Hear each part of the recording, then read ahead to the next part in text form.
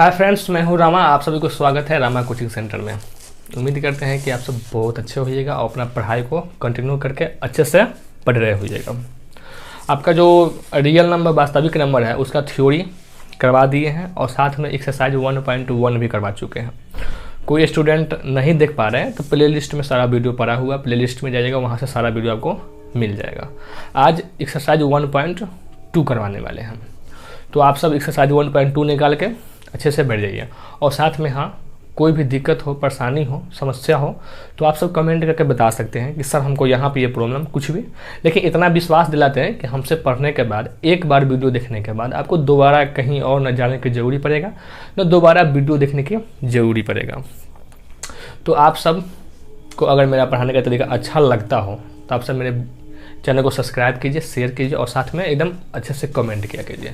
तो चलिए आप सब एक्सरसाइज 1.2। आज मेरा थोड़ा तबीयत ख़राब है इसलिए अधिक नहीं बोलेंगे, बट आप सब के लिए सेशन को थोड़ा तेज करते हुए पढ़ाई अच्छे से करते चलना है, ठीक है, ताकि समय पर सेशन भी समाप्त हो जाए, रिवाइजन करने का समय भी मिले और सारा सब्जेक्ट पढ़ना है, कोई मैथ ही तो खाली नहीं पढ़ना है। चलिए, सारे सब्जेक्ट का जिम्मा हम खुद लिए हुए पढ़ा देंगे। तो आज एक्सरसाइज 1.1 का पहला सवाल निकालिए। क्या निकालेंगे?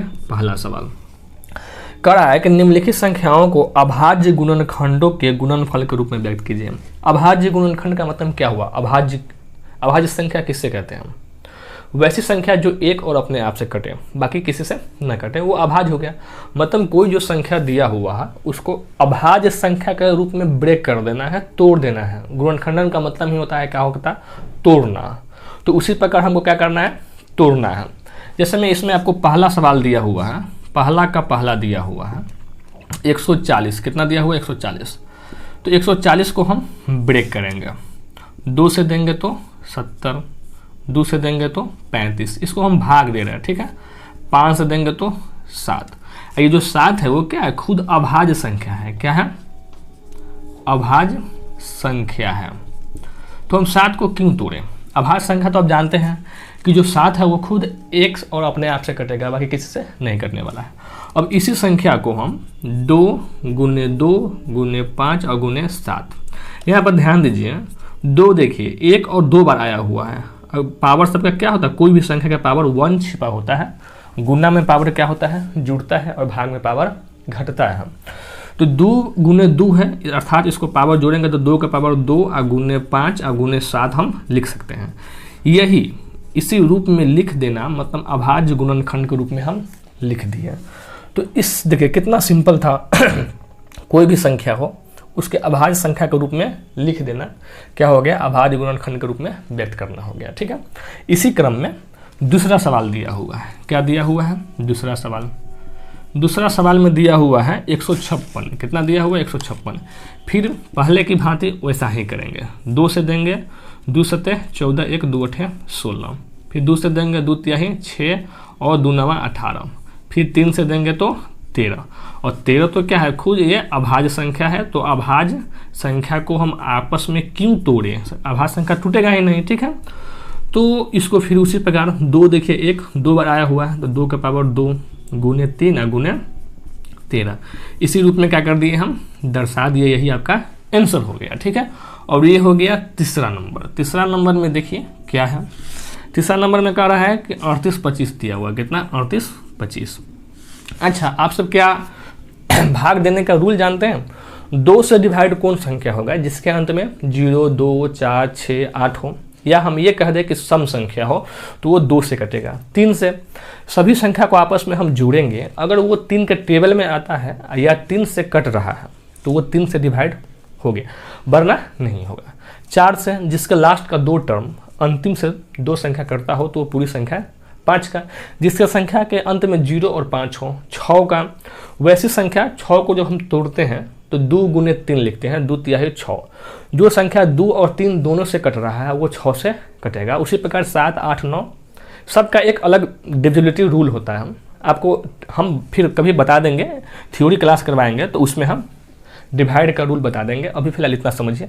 तो पहले हम चेक करते हैं 2 से। तो लास्ट में 5 है तो 2 से तो कटेगा नहीं, क्योंकि 5 क्या है? विषम संख्या है, लेकिन सम होना चाहिए, तो 2 से तो नहीं कटेगा। अब हम 3 से चेक करेंगे। 8 3 11 2 13 5 18, मतलब क्या हुआ कि ये 3 से कटेगा। तो यहाँ पे लिखिए कितना है 38, 25 और इसको हम देंगे 3 से। 1 3 दूना 6, 1 3 चौक 3 दूना 6, 2 2 3 7 21 और 1 3 5 15। फिर चेक करेंगे 2 1 3 7 3 10 5 15, मतलब फिर 3 से 15 का 15 क्या है 3 के टेबल में आता है या 3 से 15 करता है, तो फिर 3 से देंगे। 3 चौका 12, 3 दूना 6, 1 3 5 15। अब 3 से नहीं लगेगा क्योंकि 4 2 6 5 11, 11 क्या 3 के टेबल में है नहीं है, तो नहीं लगेगा। तो अब हम देंगे 5 से, 8 5 40 और 5 5 25, फिर 5 से देंगे तो 17 मरता में। तो ये भी 17 भी क्या है अभाज्य संख्या है। क्या है अभाज्य संख्या है। अब इसी संख्या को हम दर्शा दिए, 3 2 बार आया है तो 3 के पावर 2, 5 2 बार आया तो 5 के पावर 2 और गुने कितना हो जाएगा 17। इस रूप में हम व्यक्त कर दिए, मतलब कि ये अभाज्य संख्या के रूप में लिखा गया। उसी प्रकार चौथा पंचमा आप खुद बना लीजिएगा, क्योंकि सब हम बता देंगे। तो इसका मतलब क्या है कि आप रट रहे हैं, ये तो एकदम इजी वाला सवाल है। तो आप सब बना लीजिएगा, कोई उतारना चाहे मेरे प्यारे विद्यार्थियों तब उतार सकते हैं। ऐसे ये सिंपल है, आप खुद बना लीजिएगा, क्योंकि इसमें कोई दिमाग लगाना नहीं है। जिसमें दिमाग लगाने वाला बात होगा ट्रिक तो हम खुद बताएंगे, आप सब उतार लीजिए। उसके बाद फिर हम नेक्स्ट अगला सवाल पर चलेंगे। ठीक है, अगला सवाल में कुछ थ्योरी की जरूरत पड़ेगा। चलिए आप सब उतार लिए होइएगा। अगर कोई स्टूडेंट नहीं उतार रहे हैं तो हम बार बार हमेशा आपको बताते हैं कि वीडियो को पॉज कर लीजिएगा, क्योंकि अधिक देर का लंबा वीडियो बनाने से क्या फ़ायदा है कि नहीं। शॉर्ट हो और मेथड एकदम क्लियर हो, ताकि पढ़ने में आपको दिक्कत ना हो, परेशानी ना हो और समझ में आ जाए। और साथ में मेरा चैनल को शेयर कीजिए, सब्सक्राइब कर दीजिए, क्योंकि जितना आदमी आप सब पढ़िएगा। और हाँ, ये मैथ जो है आप सबको जानते हैं कि NCERT का बुक है 10th क्लास का और 1.2 एक्सरसाइज है। भारतीय भवन स्टूडेंट फ्रेंड, आपको एग्जाम में आप सबको जानते हैं कि सभी जो क्वेश्चन एग्जाम में जो आता है वो NCERT का ही आता है। तो आप सबसे निवेदन है कि आप सब NCERT ही फॉलो कीजिए। भारतीय भवन हो गया, MBD हो गया, स्टूडेंट फ्रेंड हो गया, जितना भी ये मैथ है उन सबको आप एक रिवीजन में लीजिए, जैसे में होता है ना रिवाइज करना। लेकिन जो मेन थर्ड तरीका है वो पहले प्राथमिकता NCERT को दीजिए। NCERT से ही सारा क्वेश्चन आपको आएगा, क्योंकि NCERT बोर्ड द्वारा प्रमाणित है। तो आप सब NCERT बनाएंगे। ठीक है, दूसरा सवाल। ठीक है, दूसरा सवाल आप सब पढ़िए। कह रहा है कि पूर्णांकों को निम्नलिखित युग्मों के HCF और LCM ज्ञात कीजिए तथा इसके जांच कीजिए कि दो संख्याओं का गुणनफल इक्वल HCF इंटू LCM है। देखिए, आपको पहले भी बताया हुआ कि LCM HCF किस प्रकार निकलता है, और हम बताए थे कि दो संख्या का इसमें एक फार्मूला बताए थे कि कोई संख्या फर्स्ट संख्या है, ठीक है, इंटू सेकेंड संख्या। ठीक है, फार्मूला में समझ लीजिए, पहला संख्या गुने दूसरा संख्या है, इक्वल टू होता है इन दोनों संख्या का, माने LCM and HCF of first number and second number. माने कि इसको हम ये कह दें कि पहला संख्या गुने दूसरा संख्या इक्वल उन दोनों संख्या का LCM गुने HCF। एक सूत्र हो गया, हिंदी में भी लिख लीजिए। हिंदी इंग्लिश मैथ में भी क्या हिंदी इंग्लिश होता है, कुछ नहीं होता है, बस मेरा जो बोली है उस पर ध्यान दीजिए। पहला संख्या गुने दूसरा संख्या, और जो दो संख्या होगा उन्हें दोनों संख्या का LCM HCF निकाल दीजिएगा, दोनों को आपस में गुना कीजिएगा, तो वो क्या हो जाएगा आपका इक्वल होना चाहिए। ये रूल है। ठीक है, तो इसी फार्मूला का हम सब उपयोग करने वाले हैं। आप सब इस सवाल को बनाने से पहले हम ये याद करवा दिए, थ्योरी में तो इसको हम अच्छे से समझाए हुए भी हैं। तो पहला दिया हुआ है 26 और 91, तो इसका LCM और HCF निकालना है। हम गुणनखंडन मेथड को अपनाते हैं, आप सभी वो मेथड अपनाइए, या इसका आप जिसमें जो हम सब बचपन से पढ़ते आ रहे हैं उस विधि से भी LCM HCF निकाल सकते हैं। यहाँ पर लिखा नहीं है कि किस मेथड का प्रयोग करना है, किसी भी मेथड से प्रयोग करके आप इसका LCM HCF निकाल सकते हैं। सवाल में एक क्लियरिटी होनी चाहिए, ये नहीं कि हम किस मेथड का उपयोग कर रहे हैं। अगर कोई सवाल में अगर ये बता दिया कि हाँ आप इस मेथड का ही उपयोग कीजिए, जैसे में प्रतिस्थापन विधि हो गया, विलोपन विधि हो गया, वर्ग गुणनखंडन विधि हो गया, तो उस सवाल में पहले ही बता देता है कि हमको इस मेथड से बनाना है, तो वहाँ पर आपको उस मेथड को अप्लाई करना जरूरी है। लेकिन यहाँ पर नहीं बताया हुआ है कि किस मेथड से बनाना है, आप किसी मेथड से भी बना सकते हैं। तो 26 को आप तोड़ें तो 26 को क्या होगा 2 गुने 13, 13 दूना 26। अगर 91 को आप तोड़ते हैं तो 13 सते 91, मतलब कि 7 गुने 13। तो HCF क्या होता है, हम बताए थे कि जो दोनों में कॉमन हो। अभी बताइए 2 यहाँ पे है तो क्या 2 इसमें है? नहीं है। 7 इसमें है तो क्या 7 इसमें है? नहीं है। मतलब लेकिन जो 13 है वो 13 क्या है? दोनों में है कि नहीं? तो यहाँ पे क्या हो जाएगा? एचसीएफ क्या हो जाएगा? 13 हो जाएगा। और एलसीएम क्या हो जाएगा?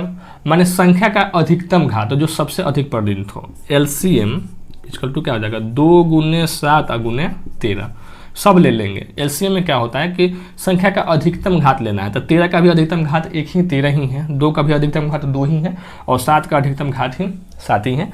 तो गुना कर देंगे इसमें 13 7 91, 91 में 2 से गुना करेंगे तो 2 के 2 और 9 दूनी 18, मतलब कि 182 आ गया। ठीक है, तो आपका एचसीएफ निकल गया कितना? 13, और एलसीएम कितना निकल गया? 182। अब हमको जांच करना है। क्या करना है? जांच करना है। यहाँ पर लिख लेंगे जांच। क्या लिखेंगे यहाँ पर? जांच। ठीक है, और हम जानते हैं कि फर्स्ट संख्या, यहाँ लिख लीजिए, पहला संख्या गुने दूसरा संख्या इक्वल टू दोनों संख्या का एलसीएम गुने एचसीएफ। एलसीएम का मतलब लोएस्ट कॉमन मल्टीपल और एचसीएफ का मतलब हाईएस्ट कॉमन फैक्टर। ठीक है, मल्टीपल भी कर सकते हैं, कोई दिक्कत नहीं है। तो पहला इसको हम अगर हम एलएचएस मान लेते हैं, इसको हम आरएचएस मान लेते हैं। ठीक है, इस प्रकार आप मान सकते हैं लेफ्ट हैंड साइड और राइट हैंड साइड। ठीक है, तो पहला संख्या कितना दिया हुआ है? 26 गुना दूसरा कितना दिया हुआ है? 91। दोनों को गुना कीजिए। अब 26 91 को आपको कहीं गुना करना पड़ेगा, जगह तो है नहीं, चलिए यहाँ गुना कर लेते हैं। 91 में 26 है, 6 के 6, 9 छक 54, 2 के 2 और 9 दूनी 18, 6 4 2 6, 8 5 13 के 3, हाथ में 1 1 1 2, कितना आया? 23 66। इसमें आर एच दोनों का एलसीएम कितना आया है? 182 गुना एचसीएफ कितना आया है? 13। इन दोनों का भी गुना कीजिएगा तो 23 66 आएगा। तो यहाँ पर लिख देंगे LHS equal to RHS proved. देखिए, सवाल को बनाना बड़ी बात नहीं है बल्कि मेथड से बनाना बड़ी बात है। एक एक मेथड आपको ध्यान रखना है। ये कोई बड़ी बात नहीं है, जो हम लिखे हैं एकदम इजी वे में लिखे हैं। एलसीएम मानते हैं कि हम गुणनखंडन विधि का प्रयोग किए हैं। आप नॉर्मल जो हम सब बचपन में पढ़ते आ रहे हैं फैक्टराइज तोड़ने का, उस मेथड से भी आप अप्लाई कर सकते हैं और एलसीएम एचसीएफ निकाल सकते हैं। इस प्रकार आप सब उतार लीजिए, हल्का है, एकदम ईजी है। ठीक है,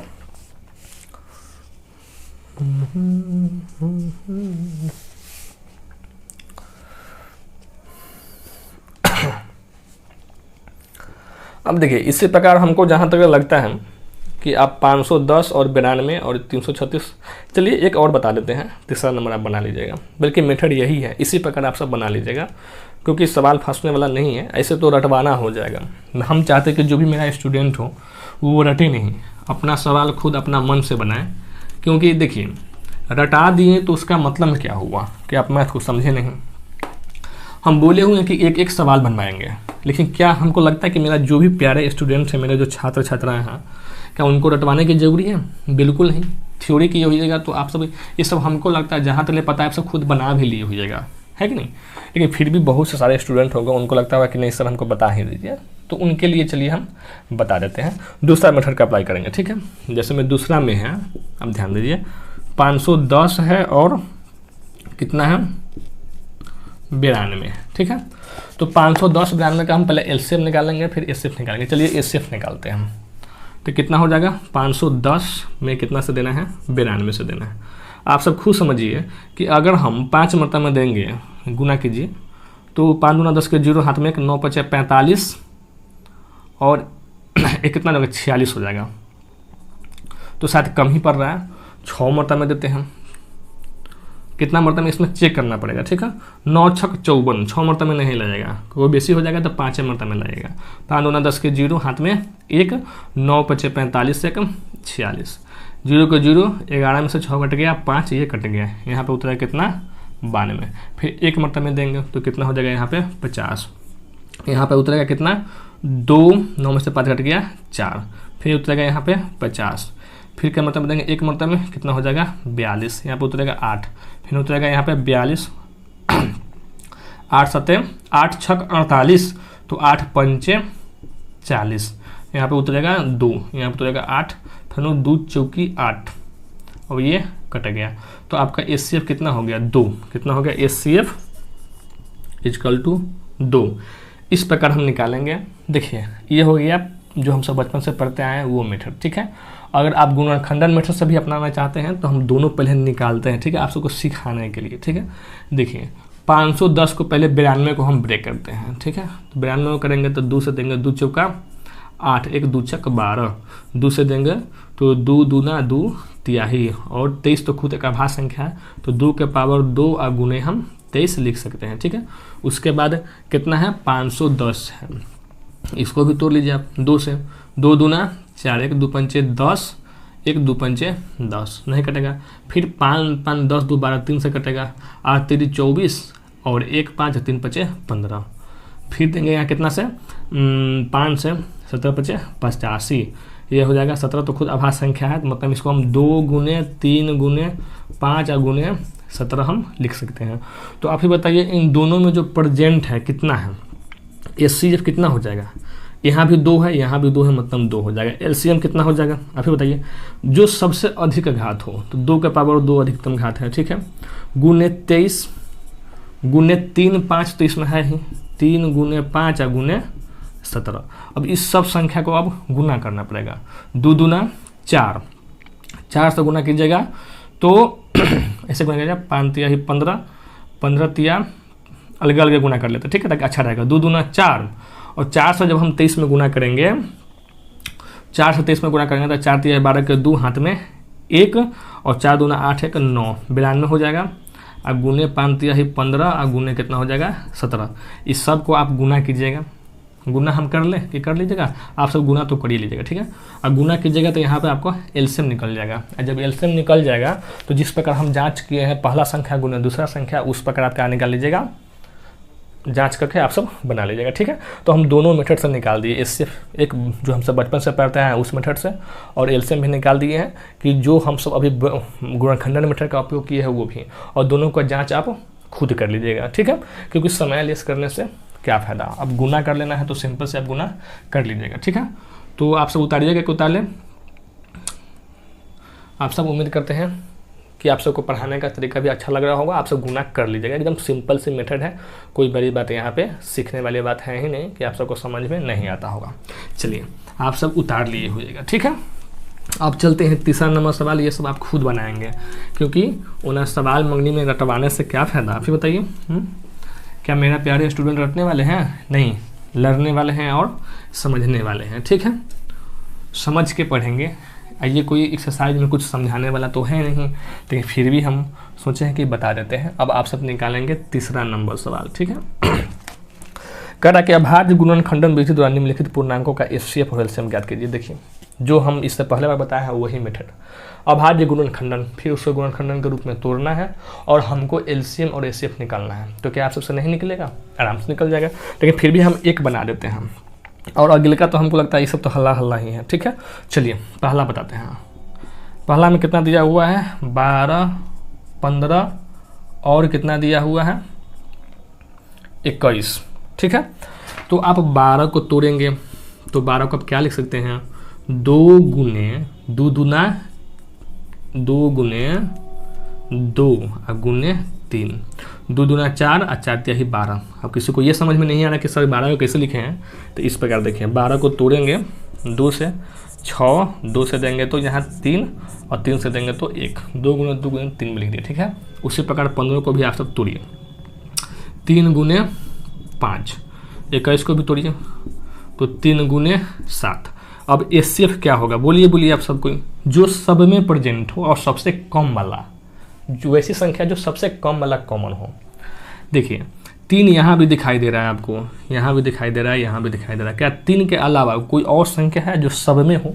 नहीं है, तो HCF तो सीधे 3 हो जाएगा। अगर कोई और संख्या होता तो वो भी हम गुना में ले लेते, लेकिन 3 के अलावा कोई है ही नहीं। यहाँ पर देखिए थ्योरी को क्लियर करते हुए चलना है, ठीक है। और LCM कितना होगा, जो अधिकतम घात हो। देखिए यहाँ 2 का पावर 2 है, इसको हम ये भी लिख सकते हैं 2 का पावर 2 गुने 3। तो जो सबसे अधिक, तो 2 का अधिकतम घात कितना है, 2 के पावर 2 है। 3 तो सब में एक ही है, तो 3 हो जाएगा, क्योंकि 3 का अधिकतम घात 3 ही है। कहीं 3 का पावर 2 दिखाई दे रहा है? आपको नहीं दिखाई दे रहा है। 5 का भी अधिकतम घात 5 है और 7 का भी अधिकतम घात कितना है? 7 है।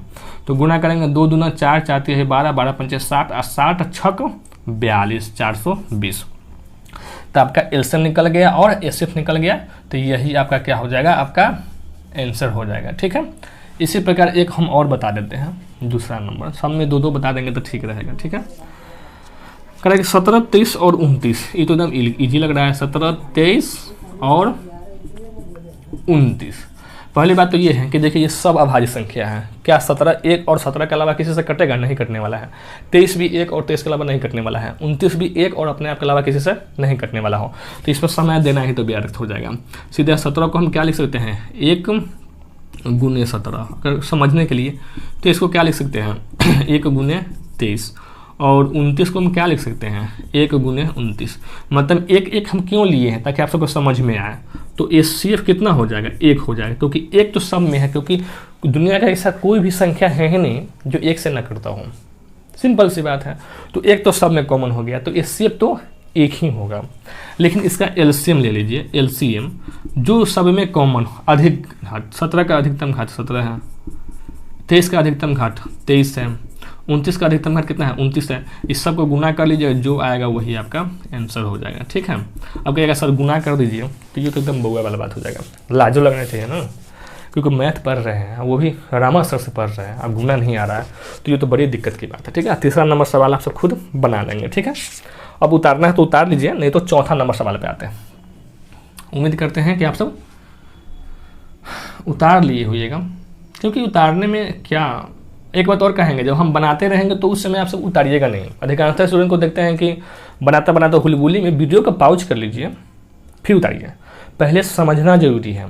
कॉपी में लिखा जाने से, कॉपी में लिखते लिखते लिखते लिखते हेती मोट के आप सब कॉपी तैयार कर लीजिएगा, और माइंड में यहाँ पे कुछ लिखाया है नहीं, तो उस कॉपी को क्या कीजिएगा? कोई फायदा है? कोई फायदा नहीं है। ठीक है, तो आप सब यहाँ पे लिखिए, यहाँ पे मैंने कहीं ना कहीं माइंड में लिखिए। ठीक है, और कॉपी तो एक रिवीजन के लिए आप सब तैयारी कीजिए, हम ये कहना चाह रहे हैं, क्योंकि रिवाइजन आज तो वैसे जब भी आपको मन करे तो वीडियो देख लीजिएगा तो आपको समझ में आ ही जाएगा। तो आप सब उतार लीजिएगा। अब निकालेंगे हम सब चौथा नंबर सवाल। ठीक है, एकदम इजी वे में आसानी से चल रहा है, और उसे थोड़ा हम तेज़ी से इसलिए नहीं पढ़ा रहे हैं क्योंकि मेरा तबीयत भी उतना बेहतरीन नहीं है। दवाई खा के आप सबके लिए हम पढ़ा रहे हैं। क्या करें, आप सबको अब उस बीच में होली में थोड़ा छुट्टी अधिक हो गया था, क्या कीजिए, घर पर गए थे। मम्मी पापा का प्यार जानते ही हैं, अगर जाना है तो खुद रह के ही आना है, क्योंकि मम्मी तो प्यारी होती ही है, मम्मी पापा। ठीक है, चलिए चौथा नंबर सवाल देखेंगे। कह रहा है कि एचसीएफ इतना और इतना इक्वल टू 9 दिया है, तो एलसीएम इतना का ज्ञात कीजिए। अब सिंपल सी बात है, देखिए 306 दिया हुआ है और 657 का एचसीएफ कितना दिया हुआ है? एचसीएफ इक्वल टू 9 है, तो आपका एलसीएम ज्ञात करना है कि एलसीएम क्या होगा। अब ये बताइए, कोई समझने वाली बात है? पहला संख्या दूसरा संख्या का एचसीएफ 9 हो गया है, तो हम सब सूत्र क्या जानते हैं? पहला संख्या गुने दूसरा संख्या बराबर दोनों संख्या का एलसीएम गुने एचसीएफ। जानते हैं कि नहीं जानते? बोलिए, आप सब बढ़िया से जानते हैं। तो देखिए यहाँ पर लिख लीजिए कि हम जानते हैं पहला संख्या गुने दूसरा संख्या, ठीक है, इक्वल टू दोनों संख्या का एलसीएम इंटू एचसीएफ। तो पहला संख्या कितना है? 306 है, गुने दूसरा संख्या कितना है? 6 से 57 है। इन दोनों का एलसीएम आपको निकालना है, और एचसीएफ कितना दे दिया हुआ है? 9 दे दिया हुआ है। तो एलसीएम इक्वल टू कितना हो जाएगा? ये गुना में है, अगर इक्वल के बाद जब आएगा तो भाग में हो जाएगा। ठीक है, ये सब आप जानते हैं ना, थोड़ा मोड़ा बोर्ड मास तो जानते भी हुई जगह, ये सब बोर्ड मास में आ जाता है कि किधर गया तो किधर। अब इतना भी सिंपल नहीं जानते हैं तो इसका मतलब क्या कि मैथ का आपका थ्योरी बहुत ज़्यादा ही कमज़ोर है, तो समझ लीजिए। अब 10th में है, अब हम फिर बोर्ड मास पढ़ाना शुरू कर देंगे तो ये तो अच्छा नहीं लगेगा ना। आप सब पढ़ते रहिए, सब अच्छा हो जाएगा। ठीक है, क्योंकि विश्वास एक बड़ी चीज़ होता है। ठीक है, आदमी को सिर्फ मेहनत करना चाहिए। और 10th आपका जो लाइफ का पहला सीढ़ी है यह बेहतरीन हो गया, आपका इंटर 12th ग्रेजुएशन सब भी बेहतरीन होगा। तो आप इसमें कोई बदमाशी नहीं करेंगे, क्योंकि बदमाशी करने का भी एक उम्र होता है। 10th मेरे प्यारे बच्चों अच्छे से पढ़ लीजिए, उसके बाद 11th 12th आपका खुद अच्छा हो जाएगा। मेरा बात याद कीजिएगा कि रामा सर जो बताए थे बिल्कुल सही बताए थे। तो देखिए ये गुना में है, अगर इधर आएगा तो क्या हो जाएगा, भाग में हो जाएगा। तो यहाँ पे लिखिए 306 गुने 6 से 57, अब बटे कितना हो जाएगा 9। अब आपको बताए थे कि 3 से कटने का तरीका, 9 से भी कटने का तरीका। 9 3 27, 27 है तो 27 में कितना जोड़ेंगे तो 30 हो जाएगा, 3 हो जाएगा, 3 6 कितना हो जाएगा, 9 चौका 36। तो डायरेक्ट हम काट सकते हैं, 9 1 जा 9 और 9 से काटेंगे तो 9 3 27 और 3 6 तो 9 चौका 36, मतलब 34 बार में पूरा पूरी कट गया। तो गुना करेंगे तो कितना हो जाएगा, 34 गुने 6 5 7 मैंने 6 से 57।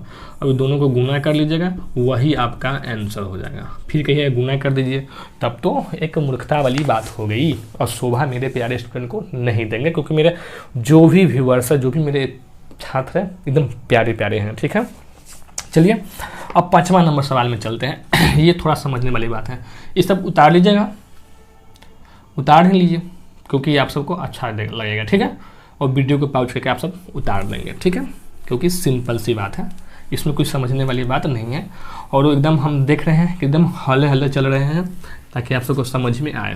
5वां नंबर सवाल में देखिए क्या कर रहा है।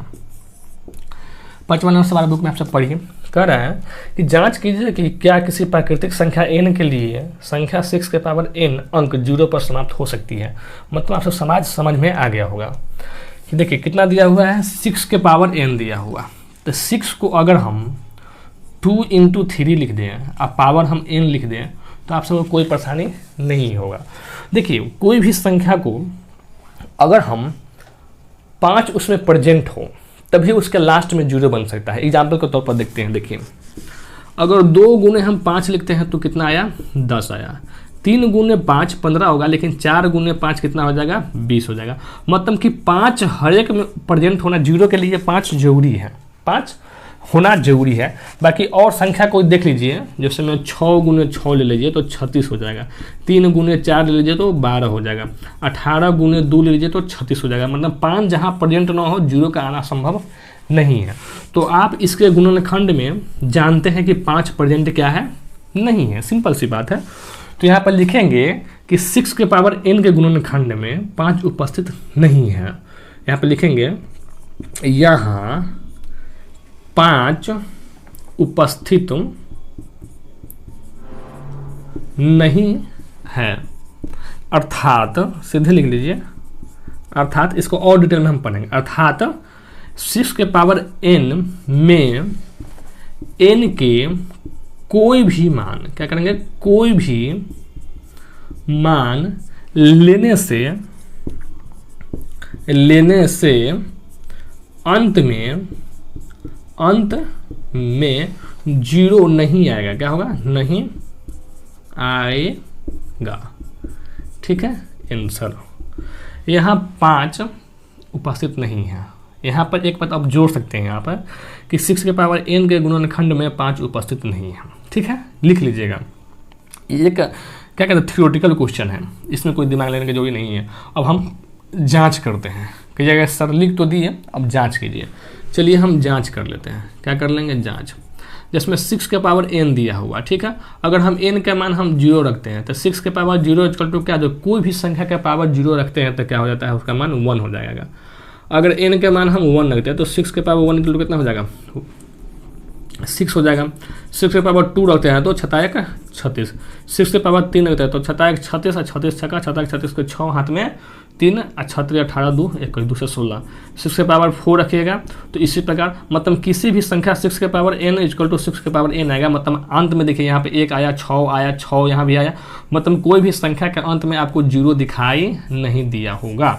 मतलब क्या है कि जो हम लिखे हैं वो सही है, लिख देंगे कि 6 के पावर n के गुणनखंडन करने पर, अभाज्य गुणनखंडन करने पर उसमें 5 की उपस्थिति नहीं है। अर्थात 6 के पावर n के लिए, n के कोई भी मान के लिए क्या है, उसके अंत में 0 नहीं आएगा। ये हम अपना मन से लिखे हैं, आप अपना मन से लिखिए।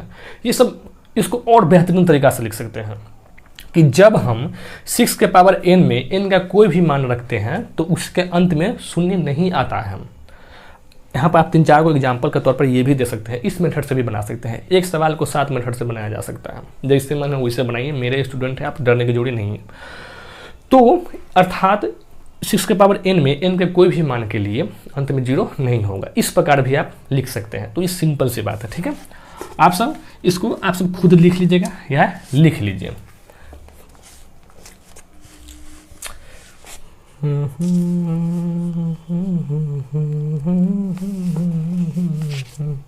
चलिए अब आते हैं 6ठा नंबर सवाल पे, ठीक है। ये कोई बड़ी बात नहीं है।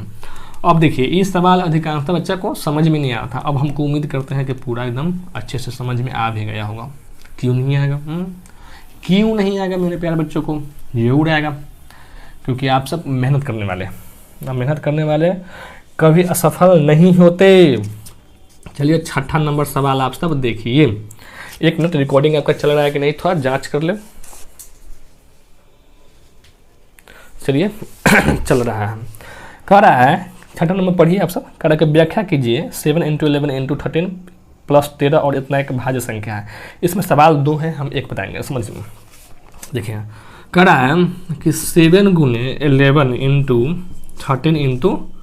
× 13 अब प्लस क्या है यहाँ पे 13 है। कह रहा है कि ये और एक संख्या और दिया हुआ है, जिसमें कितना है 7 × 6 × 5 × 4 × 3 × 2 × 1 + 5, ठीक है। ये सवाल अलग है यहाँ से यहाँ, और ये सवाल भी एक अलग है, इसमें 2 है। दोनों को जांच करना है कि भाज्य संख्या है कि नहीं, तो हम एक जांच करेंगे, ठीक है। पहली बात ये है कि सिंपल में आप सब बोर्ड मास में जानते हैं कि पहले किसका काम होता है बोर्ड मास में, BOD MAS से ब्रैकेट, ठीक है, या बार भी कह सकते हैं।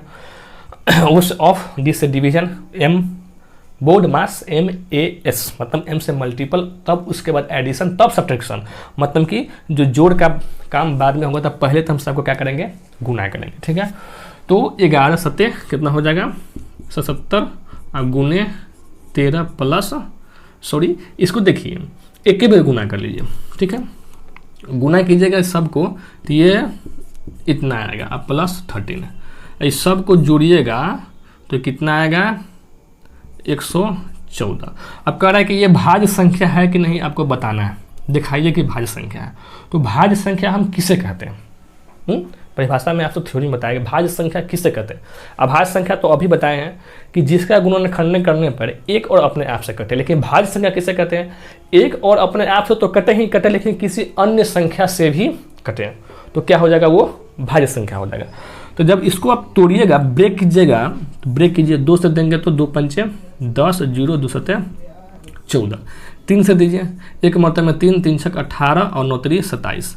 यहाँ पर देखिए 13 से दीजिए तो ये हो जाएगा 13 मतलब में, मतलब क्या है 2 × 3 × 13 × 13 हम लिख सकते हैं। 28 इसको हम ये लिख दें 2 × 3 × 13 के पावर 2। आप ही बताइए, यहाँ पर तो हमको एक और एक संख्या चाहिए था, यहाँ पर तो कै गो संख्या 2 से भी कट रहा है, 3 से भी कट रहा है, 13 से भी कट रहा है, 1 से भी कट रहा है और अपने आप से भी कट रहा है। तो क्या यह भाज्य संख्या नहीं हुआ? क्या बताइए, हमको लिखना पड़ेगा। तो यहाँ पर लिख देंगे कि हाँ इसका एक और अपने आप के अलावा कई अन्य गुणनखंड हैं। क्या है? कई अन्य संख्या है जिससे ये विभाजित हो रही है, अर्थात यह भाज्य संख्या है। क्या लिखेंगे? आप सब लिखेंगे कि यह एक और अपने आप के अलावा अन्य संख्या से भी विभाजित हो रही है, अर्थात यह भाज्य संख्या है। ये आप लिख लीजिए, लिखेंगे यह एक और अपने आप के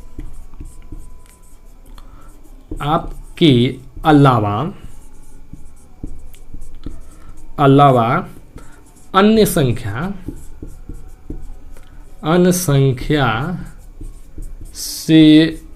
भी विभाजित हो रही है। क्या हो रही है? विभाजित हो रही है, अर्थात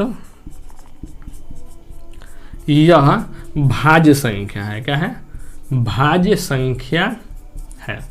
और इसी प्रकार इसको भी बनाएंगे, पहले गुना कर लेंगे, इसमें 5 जोड़ देंगे, जितना उसको गुणनखंड के रूप में लिख देंगे, और उसमें भी हम यही बात लिखेंगे कि ये क्या है? भाज्य संख्या है। क्यों है? क्योंकि इसका अधिक गुणनखंडन है। आपको बिल्कुल डाउट क्लियर हो गया होगा मेरे प्यारे बच्चों। तो आप सब उतार लीजिए, ठीक है, उतारिए। अब आपका लास्ट सवाल है, ठीक है, जिसको और अच्छे से बना देते हैं।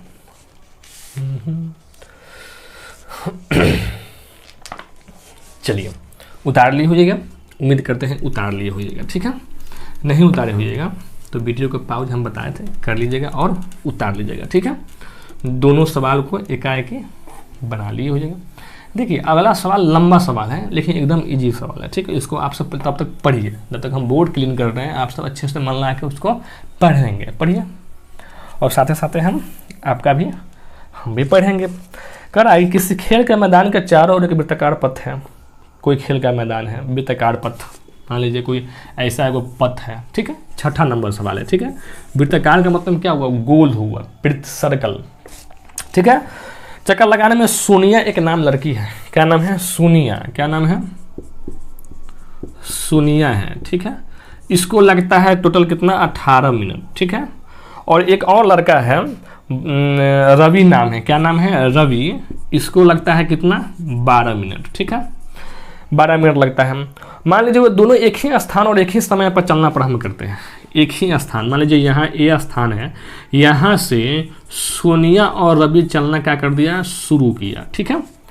एक बेर में इसको चक्कर कटने पड़े, जैसे मैं यहाँ से चालू किया, फिर यहीं पे आने में सोनिया को लग गया 18 मिनट और रवि को लग गया 12 मिनट, क्या लग गया, 12 मिनट। देखिए एक बेर क्या हुआ कि सोनिया और रवि दोनों एक ही बार चलना शुरू किया, ठीक है। तो प्रारंभ कर एक ही दिशा में चलते हैं, कितने समय बाद पुनः प्रारंभिक स्थान पर मिलेंगे। तो कह रहा है कि दोनों को कितना समय के बाद दोनों कोनों इस स्थान पर ही मिलेंगे। तो आप ही बताइए, सोनिया तो तेजी से चल रही है कि नहीं। कॉमन सेंस यहाँ पर सोचिए, क्या करना है, सोचने वाली बात है कि ये सोनिया क्या है, 18 के स्पीड में चल रहा है, मान लीजिए 18 किलोमीटर प्रति आवर के चल रहा है। मैंने हम यहाँ पर समय लेते हैं, ये 18 मिनट ले रहा है, ये 12 मिनट ले रहा है। मतलब समय के अनुसार देखिएगा तो रवि तेज चल रहा है लेकिन सोनिया धीरे धीरे चल रही है। लेकिन हम समझाने के लिए अगर हम किलोमीटर ले लें कि 18 किलोमीटर या 12 किलोमीटर, मतलब क्या हुआ, ये तेज चलेगा, ये अधिक चलेगा। लेकिन समय तो यहाँ रवि कम ले रहा है, तो रवि का मतलब क्या हुआ कि ये रवि तेज चल रहा होगा। कोई अगर मान लीजिए यहाँ से हम कहीं जा रहे हैं, कोई लड़का मोटरसाइकिल से जाता है तो 1 घंटा लगता है और किसी को लगता है 1.5 घंटा, मतलब जो 1 घंटा चला, 1 घंटा में जो पहुँचा होगा वहाँ पर, वो क्या है कि 100% वो गाड़ी तेज चलाया होगा। सिर्फ समझने के लिए, गाड़ी कभी तेज नहीं चलाना चाहिए, इतना बात समझ लीजिएगा। मैक्सिमम स्पीड 40, उससे बेसी नहीं, हुलबुली भी नहीं है, थोड़ा लेट ही पहुंचिए लेकिन सेफ पहुंचिए, क्योंकि ज़िंदगी बहुत ही अनमोल होता है, आप सबको जानते हैं। मानते हैं कि आपस में लड़ाई झगड़ा होता है, बहुत सारे घर में गुस्सा भी बढ़ेंगे, मम्मी बोलते होंगे तो गुस्सा आएगा, पापा बोलेंगे तो गुस्सा आएगा, भाई बोलेंगे तो गुस्सा होगा। लेकिन वही जब घर से कोई आदमी 5 दिन चला जाएगा तब देखिएगा कि आपको घर में बिल्कुल मन नहीं लगेगा। अगर विश्वास न हो तो आप सब अभी अपने एग्जाम्पल के तौर पर मम्मी के साथ आप सब रह रहे हैं, मान लीजिए, तो मम्मी के साथ रह रहे हैं तो अभी आपको मम्मी को बोल कर कटावन बढ़ेगा।